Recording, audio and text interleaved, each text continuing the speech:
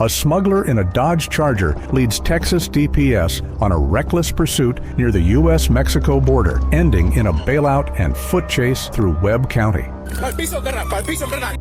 In border towns like Laredo, Texas, law enforcement faces the added challenge of intercepting illegal smuggling operations linked to ongoing immigration issues at the U.S.-Mexico border.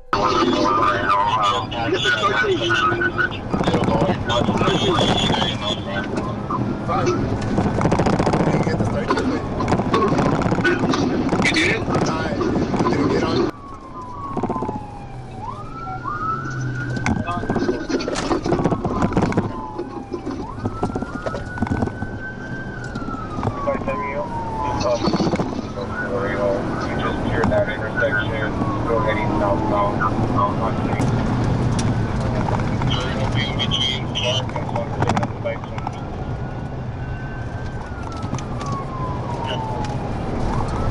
You got a flat tire. During the pursuit, the driver lost control and damaged the passenger side front and rear tires, but continued to evade.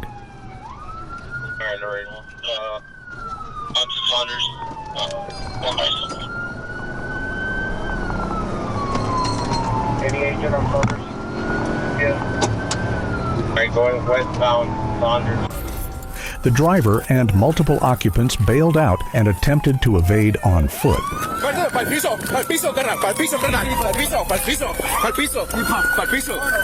All 7 were apprehended and handed over to the U.S. Border Patrol.